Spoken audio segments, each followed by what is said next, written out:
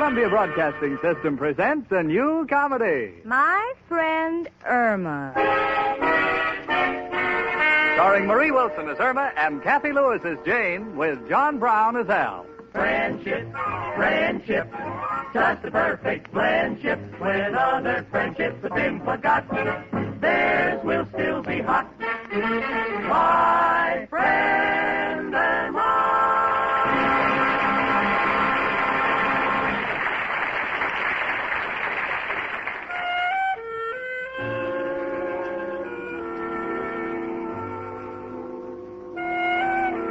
My name is Jane Stacy.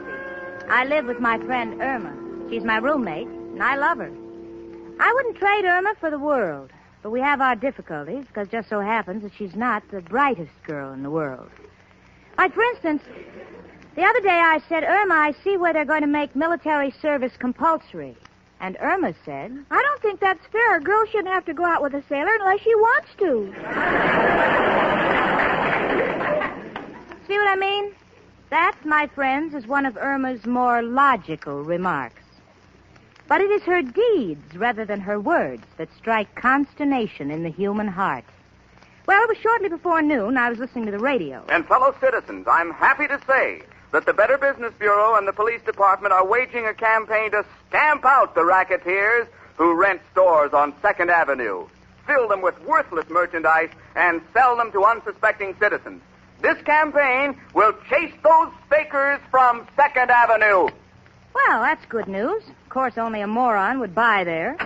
Hello, Irma. Where have you been? Shopping on 2nd Avenue. Oh, no. Why, is something wrong? I don't know yet. What did you buy? A fur coat. It only cost me $80, and it's worth $5,000.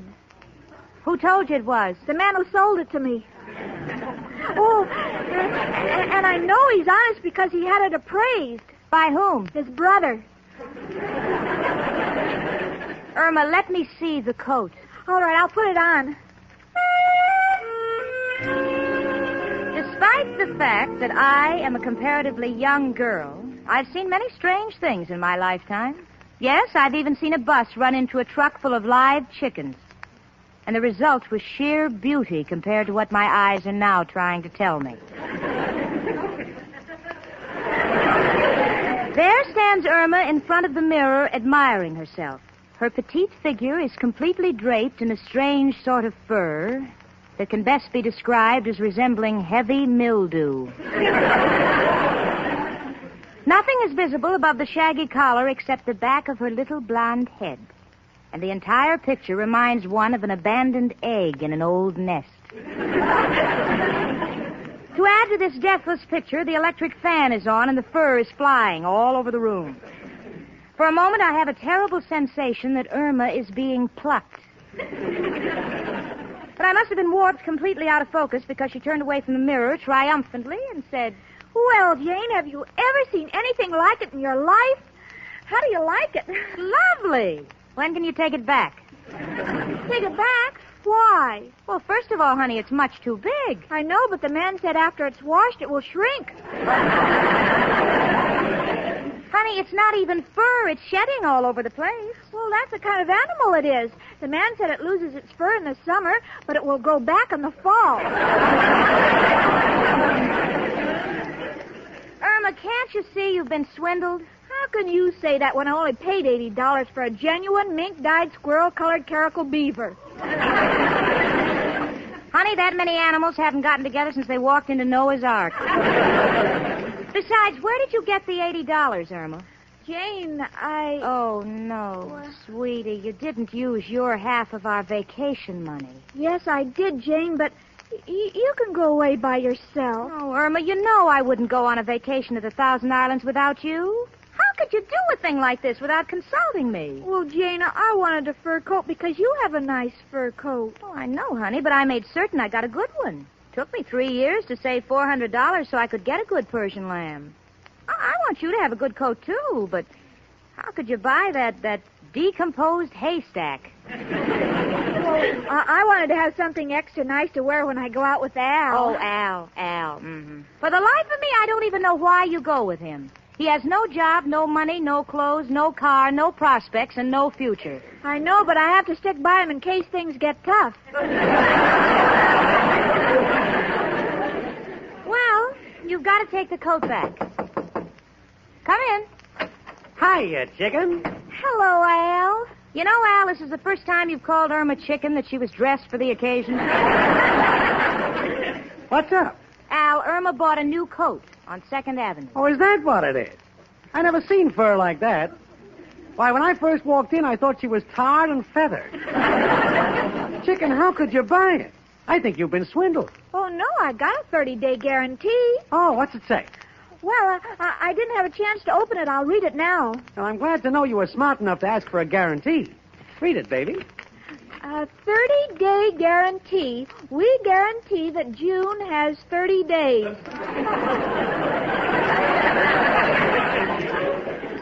You know, I'm surprised they even put that in writing. Come in. Hello, everybody. Tell me. Say, Jane, does Mrs. O'Reilly know about this? What? You're keeping a dead grizzly bear in the apartment? Professor Kropotkin, that's Irma. She bought a fur coat.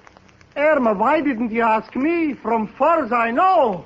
Animals like that I have never seen. Well, the man told me they're very rare. They hide in the woods. Could be. If I looked like that, I would hide too. Irma, darling, don't wear it. You'll be risking your life. What do you mean? You'll put it on, you'll go outside. A dog will chase you up a tree. You know, Professor, you'd think she'd know better. I've told her a dozen times if she wants to shop to use my charge account. After all, that's what a charge account is for. To send things back. And 2nd Avenue, of all places. Well, even the cops are afraid to shop there. 2nd Avenue, what they did to me. I remember I just came off the boat. I went to 2nd Avenue for a suit. What a suit. They sold me red pants and a blue jacket. Well, you couldn't wear that. Of course not. Olga had a white dress. When we walked down the street, everybody saluted. But Kropotkin, they can't fool. I said, gentlemen, this is one monkey you don't give the business to. I may be a foreigner, but I know what they're wearing. I demand satisfaction. Did you get it? Certainly. Have you seen my purple sports jacket with the yellow knickerbocker? Stand down.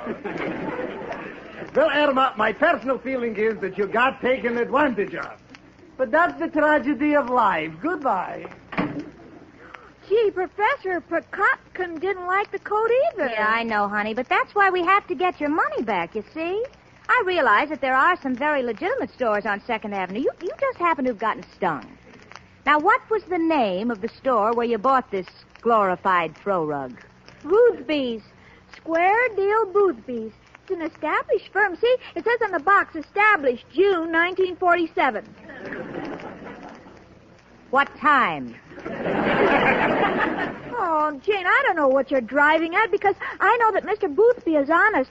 When I gave him the money, he didn't even ask for a receipt. Irma. Oh, Irma, you've been swindled. But I know who'll get us action on this. Come on, Irma. Come on, Al. We're going right over to the Better Business Bureau. Well, the three of us got on the trolley. Al, myself, and Irma, with the coat on her arm. At first, the trolley was crowded. Presently, the rays of the sun beating down on the fur seemed to cause a strange chemical reaction, and pretty soon we had the trolley to ourselves. We were completely alone except for the motorman who insisted on driving with his head out of the window. All in all, it was a great day for the bus lines. Presently, we arrived at the offices of the Better Business Bureau. All right, chicken, there's the bureau. Now you know what to tell them. Well, Jane, maybe you better rehearse me again. All right, honey, now listen. You just go in and you tell him that this man, Boothby, sold you a decrepit, moth-eaten coat and you want him brought to the attention of the police as it is too awful to walk down the street in. Got it? Got it. Yeah, also, chicken, tell him you are a working girl and a citizen and cannot afford to pay for a coat whose hair is already fallen out. Got it? Got it. Yeah. Now, don't get excited. Let's go in. What can I do for you, miss? This This man Boothby sold me a fur coat that is worthless and too awful for a working girl who's decrepit and moth-eaten. What? I am a citizen and my hair is falling out. And when I walk down the street, I don't get any attention from the police. Chicken, please. You see, the kid's a little confused. I'll explain it to you straight so you'll understand. The doll here was ankling down 2nd Avenue, eyeing the what gives in the windows. And she had stashed away 80 clams for the high-ups. When this con merchant heaves her an old clip and jolts her for 4 double sawbucks. You got it? Is there anyone in the crowd who speaks English? Well, I'm not so sure, but I'll try. You see, my roommate, Miss Peterson, bought this coat on 2nd Avenue for $80, and I think it's a disgrace, and I want you to do something about it. Oh, let me see that coat. Never seen fur like this before. Well, there's no need for further discussion. We'll put a man on the case, and you take the coat back to Boothby's and get your money back. You tell him we're investigating him. Oh, thank you, sir. I don't know how to repay you.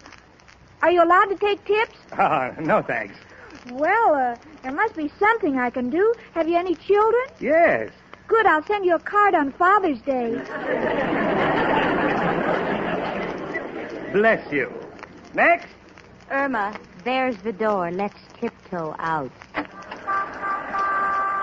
Hurry, chicken. You can grab that trolley and take the coat back. I'd go with you, but I got a big deal brewing. Well, see you later. All right, Al, so long. Gee, I don't know. Maybe I should go with you, honey. Oh, now, Jane, don't worry. I'll get every penny of that $80, and we'll be able to go on our vacation like we planned. Good. But, honey, don't take a check. Think I'm a fool? I'll insist on cash, 3 10s and 2 5s. Irma, that's 40. Get 80. Oh, all right. And if I need a witness, I'll have his brother counted.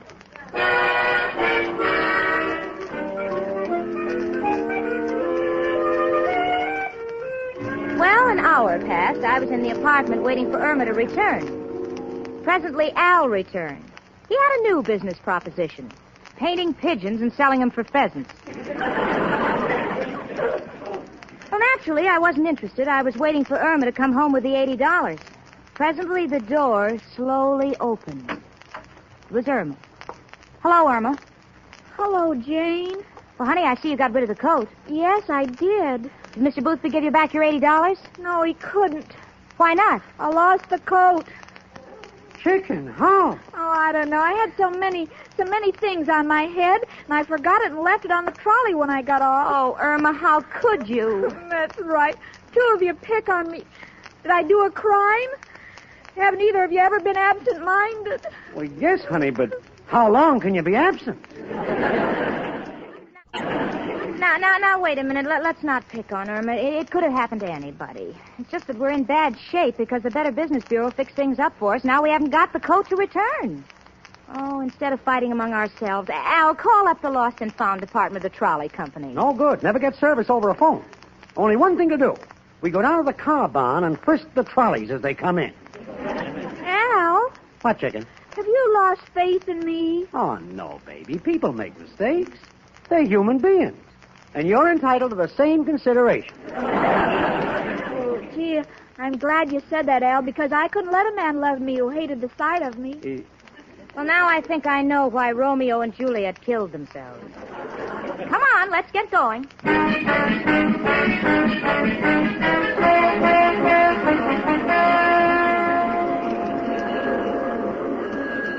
Well, here we are at the car barn. I don't know how to describe it. You ever spent a warm, languid June evening under a full moon at midnight in a car barn? You haven't? My friends, life has passed you by. Words can never capture the true color of the scene. Red trolleys going out, green trolleys coming in, and once in a while, for a shocker, they sneak in a yellow one.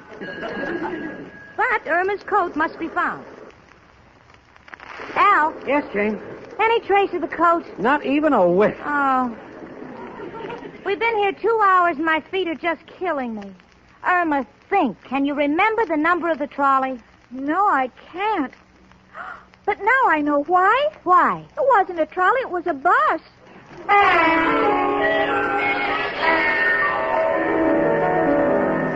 Oh, well, I'll be all right. I'll take an adrenaline or something. And time is a great healer. We're home again, a little shaken by Irma's admission. It's after midnight, and there's just no point in going to the bus terminal because I know that after we're there for a few hours, Irma will turn to me and say, "You know, Jane, it wasn't a bus. It was a ferry boat." But as ridiculous as it sounds, Al has come up with the one solution. Kids, I got it. We'll put an ad in the paper. Where's a pencil? Oh, here. Lost. One fur-bearing coat. Well, you'd better describe it. The papers wouldn't print it. Please, I'm trying to write the ad. Lost. One fur coat on bus. Will you hurry, Al? This has got to make the morning edition. Okay. Lost. Fur coat. Fantastic reward. Al, fantastic must mean at least $20. Gotcha.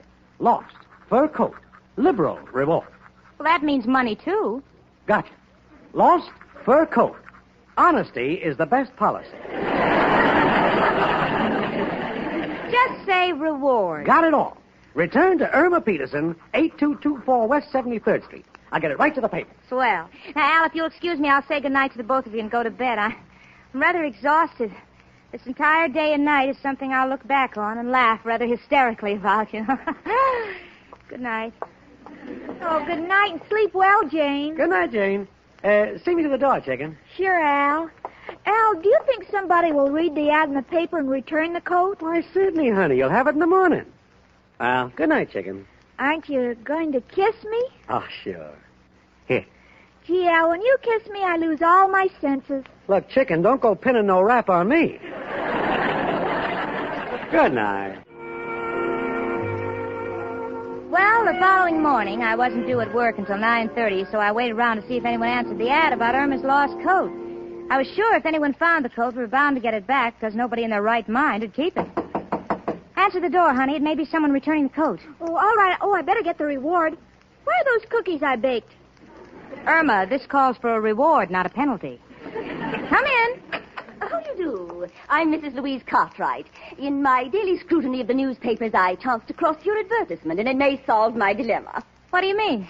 Yesterday, I was cruising down Madison Avenue in our open town car. I find it so much easier to dart in and out of traffic with the small car. When suddenly something came flying into the car and landed prone on my dear husband. And for moments, he was loath to part with it because it was the first time in years he had hair on his head. That's my coat. Well, here it is. And it's been quite an experience. There's a $10 reward. Oh, my dear, I don't need the money. But I have a suggestion. Why don't you give it to some worthy charity, like the Park Avenue Kennel Club for the preservation of underfed French poodles? They're wonderful work they're doing, and every little bit helps. Good day. Oh, Jane, isn't it wonderful? I've got my coat back, and now I'm going right down and get my $80. Hello? Who?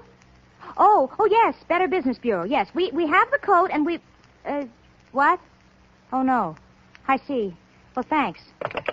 Irma, the coat is yours for keeps. Mr. Boothby has left town, and the police are after him with a warrant for swindling 100 people. What a stupid businessman. That's no way to build up goodwill. You know what this means, Irma. No $80, no vacation. Well, Jane, you can go. Oh, honey, I told you I wouldn't go without you. Hiya, chicken. What's up, Jane? I'm late for work, Al. Irma will tell you. And Irma, when you hang that coat up, keep it away from my Persian lamb. I don't want my coat to catch the mange. I'll be seeing you. Chicken, what happened? Oh, Al, Boothby left town. Oh, well, don't cry, chicken. There's only one guy who can help. Well? Who but... Hello, Joe. Al. Got a fur coat to get rid of. Huh? Is it hot? Well, frankly, it's not so hot. You bought it on 2nd Avenue. Now, don't hang up, Joe. How can I get $80 for this coat? Huh? Put 40 in each pocket. Joe, this is an emergency. What can we do? Uh-huh.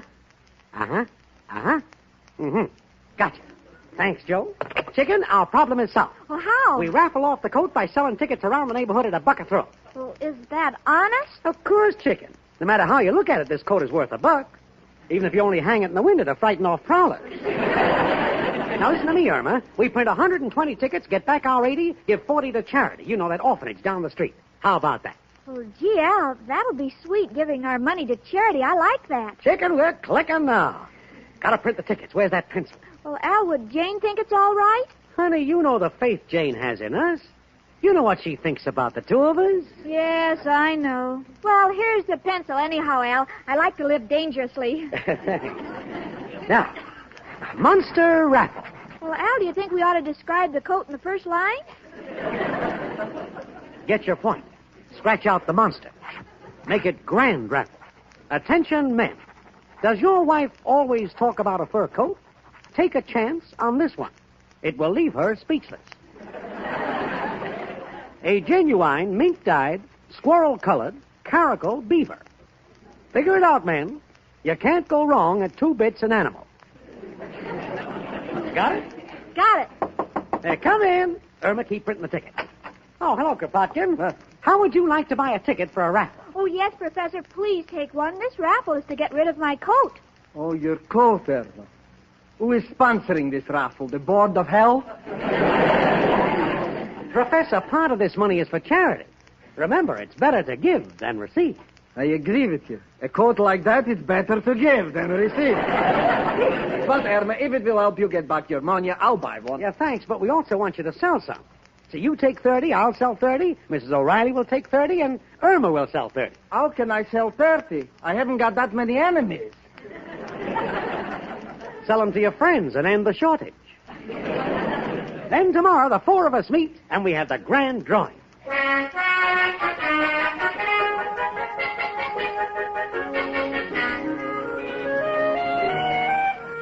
Well, when I got back home, I was just deliriously happy at the prospect of the wonderful summer that Irma had made possible for us. Yeah, I can just see the two of us. Me and my Persian lamb and Irma and that Australian sheepdog. Wafting the cool breezes under the 3rd Avenue L. Come in. How do you do? You remember me? Oh, yes. You're Mr. Gerard of the Better Business Bureau. That's right. I know you'll be glad to know that we've located Square Deal Boothby. We found him in Newark, and we plan to take action against him. Oh, that's fine. Now, we need that coat for evidence. We've been trying to nail this Boothby for a long time, so we'll gladly pay you what you paid for the coat. Here's $80. Oh, this just solves everything. Here's the coat, Mr. Gerard. Thank you. Good heavens, it's still shedding. Yeah, you better hurry. By the time you get to Newark, you'll have nothing but the lining. Goodbye.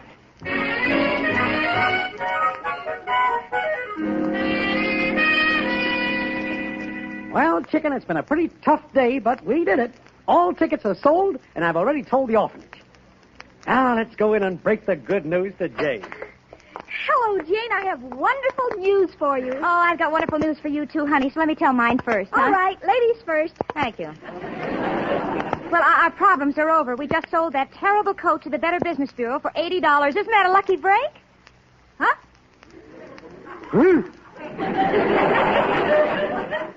What are you two hawing about? Tell her, chicken. Gentlemen first. Okay. Jane, we gotta have that coat. I don't understand. We're raffling it off in 10 minutes. Sold 120 chances. Given $40 to an orphanage. Oh, no. Who bought the tickets? Well, all our neighbors and the policemen on the beat. Oh, the police. Well, gee, we could still have our raffle if we could only lay our hands on a coat. Well, kids, there's only one thing to do. You'll have to raffle off my Persian lamb coat. Oh, but Jane, it's your good coat. It took you 3 years to buy it. I know it, honey, but I'd rather be covered with respect than with Persian lamb. Oh, thanks, Janie, but there ain't no need to do that. Tell you what we'll do. Irma and me will go out and return all the money and explain that the raffle was called off because the coat was perishable and it died before we could get it here.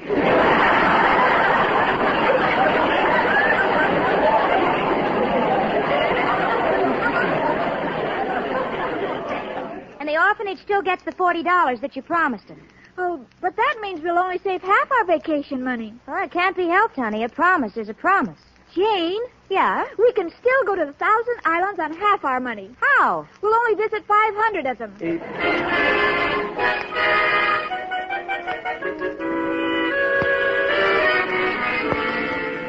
Well, Irma got home late that night from returning the raffle money, and she was very excited. She said, Jane? Yeah? Guess what happened? The oddest coincidence. I met Mr. Boothby, and he looks just wonderful in a beard.